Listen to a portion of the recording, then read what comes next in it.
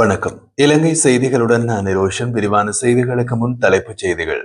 முன்னாள் அமைச்சர் ராஜித சேனாரத்ன வாக்குமூலம் வழங்குவதை தவிர்த்து வந்த நிலையில் நீதிமன்றத்தினால் பிடியாணை. பாதுகாப்பு பிரதி அமைச்சர் அருண ஜெயசேகரவுக்கு எதிரான அவநம்பிக்கை பிரேரணை இன்று சபாநாயகரிடம் எதிர்க்கட்சி நாடாளுமன்ற உறுப்பினர்களால் கையளிப்பு. பதில் போலீஸ் மா அதிபராக சட்டத்தரணி பிரியந்த வீரசூரியவை நியமிக்க அரசியலமைப்பு சபை ஒப்புதல். அரசாங்கத்திற்குள் எந்த நெருக்கடியும் இல்லை, பிரதமரை மாற்ற ஒரு குழு முயற்சிக்கிறது என்பது அப்பட்டமான பொய். மஹிந்த சமரசிங்க தகவல். இனி விரிவான செய்திகள். முன்னாள் அமைச்சர் ராஜித சேனாரத்ன வாக்குமூலம் வழங்குவதில் தொடர்ந்து தவித்து வருவதாக லஞ்ச மற்றும் ஊழல் தடுப்பு ஆணைக்குழு நீதிமன்றத்தில் அறிவித்ததை தொடர்ந்து கொழும்பு நீதவான் நீதிமன்றம் இன்று அவருக்கு பிடியாணை பிறப்பித்துள்ளது. கிரிந்த துறைமுகத்தில் மணல் அகழ்வு திட்டத்தை சட்ட நடைமுறைகளை புறக்கணித்து கொரிய நிறுவனத்திற்கு வழங்கிய ஒப்பந்தம் தொடர்பில் ராஜித சேனாரத்ன தேடப்பட்டு வருவதாக ஆணைக்குழு தெரிவித்துள்ளது. இந்த ஒப்பந்தத்தின் காரணமாக அரசுக்கு 26.2 மில்லியன் இழப்பு ஏற்பட்டுள்ளதாகவும் விசாரணை அதிகாரிகள் குறிப்பிடுகின்றனர். மேலும் பலமுறை அழைப்பாணை அனுப்பப்பட்டும் அவர் அதை புறக்கணித்ததோடு வீட்டை விட்டு வெளியேறி தனது தொலைபேசி இழைப்பையும் துண்டித்துள்ளதாக அதிகாரிகள் தெரிவிக்கின்றனர். யாழ்ப்பாணம் மட்டுவில் பகுதியில் அமைக்கப்பட்டு இதுவரை இயங்காமல் உள்ள பொருளாதார மத்திய நிலையத்தை வர்த்தக வாணிப உணவு பாதுகாப்பு அமைச்சர் கூட்டுறவு அபிவிருத்தி அமைச்சருமான வசந்த சமரசிங்க இன்று செவ்வாய்க்கிழமை நேரில் சென்று பார்வையிட்டுள்ளார். மட்டுவில் பிரதேசத்தில் 2022 மார்ச் 20ஆம் தேதி அன்றைய பிரதமர் மஹிந்த ராஜபக்சவினால் திறந்து வைக்கப்பட்டு பொதுமக்கள் பயன்பாட்டுக்கு ஒப்படைக்கப்பட்ட இந்த மத்திய நிலையம் 3 ஆண்டுகள் கடந்தும் எந்த ஒரு வர்த்தக செயல்பாடுமின்றி உள்ளது.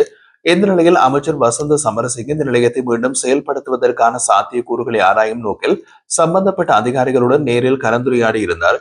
இதனை பார்வை சுற்றுப்பயணத்தில் நாடாளுமன்ற உறுப்பினர் இளங்குமரன், தென்மராட்சி பிரதேச செயலாளர், உள்ளூராட்சி மன்ற உறுப்பினர்கள் மற்றும் துறைசார் அதிகாரிகளும் கலந்து கொண்டனர். தொடர்ந்து யாழ்ப்பாண மாவட்ட செயலகத்தில் பொருளாதார மத்திய நிலையம் மற்றும் கூட்டுறவு வங்கி தொடர்பாக அமைச்சரின் தலைமையில் அதிகாரிகளுடன் மேலதிக கலந்துரையாடல் இடம்பெற்றது. பாதுகாப்பு பிரதி அமைச்சர் அருண ஜெயசேகரவுக்கு எதிரான அவநம்பிக்கை பிரேரணை இன்று நண்பகல் சபாநாயகரிடம் எதிர்க்கட்சி நாடாளுமன்ற உறுப்பினர்களால் கையளிக்கப்பட்டுள்ளது. ஐக்கிய மக்கள் சக்தி நாடாளுமன்ற உறுப்பினர் காவிந்த ஜாவர்தன தெரிவித்ததோடு ஈஸ்டர் ஞாயிறு பயங்கரவாத தாக்குதல் நடந்த வேளையில் கிழக்கு மாகாண தளபதியாக பணியாற்றிய அருண ஜெயசேகர தற்போது பாதுகாப்பு பிரதி அமைச்சராக இருப்பது அந்த தாக்குதல் தொடர்பான விசாரணைகளில் முரண்பாடு ஏற்படுத்தும் நிலையினை உருவாக்குகின்றது. இதனையடுத்து எதிர்க்கட்சி அவருக்கு எதிராக நம்பிக்கையில்லா பிரேரணையை முன்வைத்துள்ளது. இலங்கை பெட்ரோலிய கூட்டுத்தாபனம் பெற்றுள்ள கடன்களை முழுமையாக திருப்பிச் செலுத்தும் வரை எரிபொருளுக்கு விதிக்கப்பட்ட வரிகளை நீக்குவதற்கு சாத்தியமில்லை என்று எரிசக்தி அமைச்சர் குமார ஜெயக்கொடி தெரிவித்துள்ளார். தொலைக்காட்சி நேர்காணல் ஒன்றில் கருத்து தெரிவித்த போது அவர் கூறுகையில், சிபிசியின் கடன்களில் ஒரு பகுதி ஏற்கனவே திருப்பிச் செலுத்தப்பட்டுள்ளதாலும் வரிகளை நீக்குவது கடன் செலுத்துதலை பாதிக்கும் அபாயம் இருப்பதாகும். கடனில் சுமார் 30% முதல் 40% வரை ஏற்கனவே திருப்பி செலுத்தப்பட்டுள்ளது. ஆனால் முழு கடனும் அடைக்கப்படும் வரை எரிபொருள் விலையில் 50% குறைப்பும் கூட சாத்தியமில்லை. இப்போது அதை செய்தால் அந்த வருவாயை ஈடுகட்ட வேறு வழிகளை தேட வேண்டியிருக்கும் என்று அவர் விளக்கினார். அரச சேவைக்கு 62,000 பேரை நியமிக்க அமைச்சரவை அனுமதி வழங்கியுள்ளதாக ஜனாதிபதி அனுரகுமார திசாநாயக்க தெரிவித்துள்ளார்.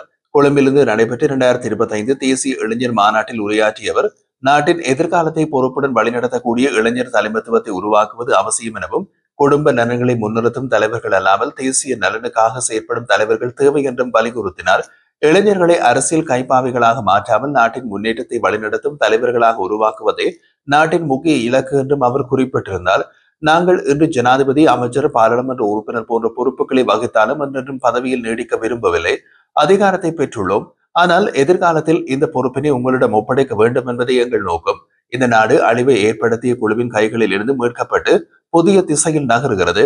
நேர்மை, திறமை, மனசாட்சி ஆகியவற்றுடன் நாட்டை வழிநடத்தும் புதிய இளைஞர் தலைமுறை உருவாக்குவது எங்கள் குறிக்கோள் என்று ஜனாதிபதி வலியுறுத்தியிருந்தார்.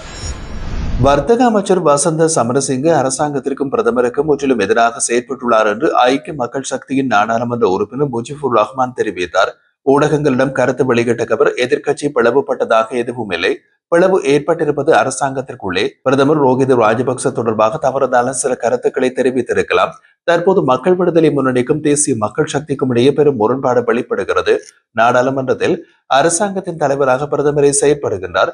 அவர் கூறிய கருத்தை ஒரு அமைச்சரால் திருத்த முடியாது. வசந்த சமரசிங்க முழுமையாக பிரதமருக்கு எதிராக செயற்பட்டுள்ளார் என்று குற்றம் சாட்டினார். இதற்கிடையில் பிரதமர் பதவியில் எந்த மாற்றமும் இருக்காது என்று அமைச்சர் நலிந்த ஜெயதிச தெரிவித்துள்ளார். அமைச்சரவை முடிவுகளை அறிவிக்கும் ஊடகவியலாளர் சந்திப்பு அரசாங்க தகவல் திணைக்களத்தில் நடைபெற்ற போது ஊடகவியலாளர்களின் கேள்விகளுக்கு பதிலளித்த அவர், பிரதமரை மாற்றும் எண்ணமும் அரசாங்கத்திற்கு இல்லை என்று குறிப்பிட்டிருந்தார். எங்கள் அரசாங்கத்திற்குள் எந்த விதமான நெருக்கடியும் இல்லை. இது வீழ்ச்சியடையாதது. எங்களுக்கும் இடையே எந்த மோதலும் இல்லை. நாங்கள் நாட்டையும் அரசியல் கலாச்சாரத்தையும் கட்டியெழுப்புகிறோம் என்று குறிப்பிட்டிருந்தார். புதிய போலீஸ் மாதிபராக சட்டத்தரணி பிரியந்த வீரசூரியவை நியமிக்க அரசியலமைப்பு சபை ஒப்புதல் அளித்துள்ளது. இன்று பிற்பகல் 2 மணிக்கு சபாநாயகர் ஜெகத் விக்ரமரத்ன தலைமையில் அரசியலமைப்பு சபை கூடியது. இதன்போது புதிய போலீஸ் மாதிபரை நியமிக்க அனுமதி வழங்கப்பட்டுள்ளது. முன்னதாக தேசபந்து தென்னகோன் போலீஸ் மாதிபராக பதவியிலிருந்து நீக்கப்பட்ட பின்னர் ஜனாதிபதி அனுருகுமார திசாநாயக்க புதிய போலீஸ் மாதிபர் பதவிக்கு பதில் போலீஸ் மாதிபர் பிரியந்த வீரசூரியவின் பெயரை அரசியலமைப்பு சபைக்கு பரிந்துரை செய்திருந்தார். அரசாங்கத்தில் பிளவு ஏற்பட்டது போல் மேலும் பிரதமர் தலைமையில் தனிக்குழு செயற்படுவது போல் சித்தரிக்க எதிர்க்கட்சிகள் முயற்சித்து வருகின்றன என்ற குற்றச்சாட்டை அவர் முன்வைத்து இது முற்றிலும் தவறான தகவல் என்று குறிப்பிட்டிருந்தார். இதேவேளை முன்னாள் ஜனாதிபதி மஹிந்த ராஜபக்சவின் இளைய மகன் ரோஹித் ராஜபக்ச விண்ணில் செலுத்திய சுப்ரீம் சாட் ஒன் செய்மதி தொடர்பாக பிரதமர் வெளியிட்ட கருத்துக்கள் அரசியல் வட்டாரத்தில் சர்ச்சையை கிளப்பியுள்ளது. இந்த கருத்தின் பின்னணியில் தேசிய மக்கள் சக்தி அரசாங்கத்திற்குள் உள்ளக மோதல்கள் அதிகரித்து வருகின்றது என்று எதிர்க்கட்சிகள் பிரச்சாரம் செய்து வருகின்றன. நேற்று கொழும்பில் இடம்பெற்ற செய்தியாளர் சந்திப்பில் முன்னாள் அமைச்சர் உதய கமன்பில பிரதமர் ஹரணி அமரசூரியவின் கருத்துக்கள் அரசாங்கத்திற்குள் குழப்ப நிலையை உருவாக்கியுள்ளதாகவும் அவரை பதவியிலிருந்து நீக்கி பிமல் ரத்நாயக்கவை பிரதமராக நியமிக்க முயற்சிகள் நடைபெற்று வருவதாகவும் கூறினார். இதற்கு பதிலளித்த பிரதியமைச்சர் மஹிந்த ஜெயசிங்க அரசாங்கத்திற்குள் எந்த நெருக்கடியும் இல்லை, பிரதமரை மாற்ற ஒரு குழு முயற்சிக்கிறது என்பது அப்பட்டமான பொய். கமன்பில எப்போது தேசிய மக்கள் சக்தியின் ஊடக பேச்சாளராக ஆனார் என்பது எனக்கு தெரியாது என்று தெரிவித்தார். மேலும் கடந்த 6ஆம் தேதி நாடாளுமன்ற அமர்வில் ரோஹித் ராஜபக்சவின் செய்மதிக்கு இலங்கை அரசாங்கம் முதலீடு செய்யவில்லை என்று ஹரணி அமரசூரிய அறிவித்திருந்தார். ஆனால் மறுநாள் பிரதமர் தெரிவித்த கருத்துக்கு முரணாக அமைச்சர் வசந்த சமரசிங்க பிரதமரின் தகவல் தவறானது என்று குறிப்பிட்டிருந்தார். இதனால் தேசிய மக்கள் சக்தி அரசாங்கம் குறித்த விமர்சனங்கள் அதிகரித்து பிரதமர் பதவியில் மாற்றம் செய்ய அரசாங்கம் முயற்சி செய்கிறது என்று எதிர்க்கட்சிகள் குற்றம் சாட்டி வருகின்றன.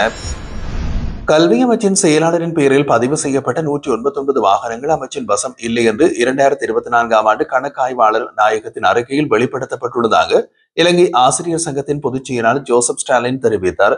2025 மே மாதத்தில் வெளியிடப்பட்ட இந்த அறிக்கையின் சில முக்கிய கண்டறிதல்களை அவர் ஊடகங்களுக்கு வழங்கிய போது 2020, 2021 மற்றும் 2022ஆம் ஆண்டுகளில் 2020, 2021 மற்றும் 2022ஆம் ஆண்டுகளில் கல்வி சீர்திருத்தங்களுக்காக கல்வி அமைச்சு 5219 மில்லியன் ரூபாய், தேசிய கல்வி நிறுவனம் 350 மில்லியன் ரூபாய் செலவிட்டதையும் குறிப்பிட்டார். ஆனால் இந்த சீர்திருத்தங்கள் திட்டமிட்டபடி நடைமுறைக்கு வராததோடு அவற்றுக்கான தெளிவான வரைபடமும் 2015 மார்ச் 26ஆம் தேதி வரை கூட தயாரிக்கப்படவில்லை என்று அறிக்கை சுட்டிக்காட்டுவதாக ஜோசப் ஸ்டாலின் வலியுறுத்தினார். மேகுட ஆட்டிகள மாவட்டத்தில் மோட்டார் சைக்கிளில் பயணித்துக் கொண்டிருந்த ஹோமாகம பிரதேச சபையின் முன்னாள் உறுப்பினர் சாந்த முதுன்கொட்டுவ மீது காரில் வந்த குழுவினர் துப்பாக்கி சூடு நடத்தியதாக தெரிவிக்கப்படுகிறது. காயமடைந்தவர் ஹோமாகம வைத்தியசாலையில் அனுமதிக்கப்பட்ட பின்னர் உயிரிழந்துள்ளார். பாதுக வட்டரக பகுதியை சேர்ந்த 46 வயதுடையவரை இவ்வாறு பலியாகியுள்ளார். துப்பாக்கி சூட்டின் காரணம் மற்றும் பயன்படுத்தப்பட்ட ஆயுதம் குறித்து இதுவரை எந்த தகவலும் வெளியாகவில்லை. காணி தகராறு தொடர்பாக உயிரிழந்த சாந்த முதுன்கொட்டுவ முன்பு சில முறைப்பாடுகளை போலீசில் பதிவு செய்ததாகவும் தெரிய வருகிறது. மேகட போலீசார் மேலதிக விசாரணைகளை முன்னெடுத்து வருகின்றார்கள்.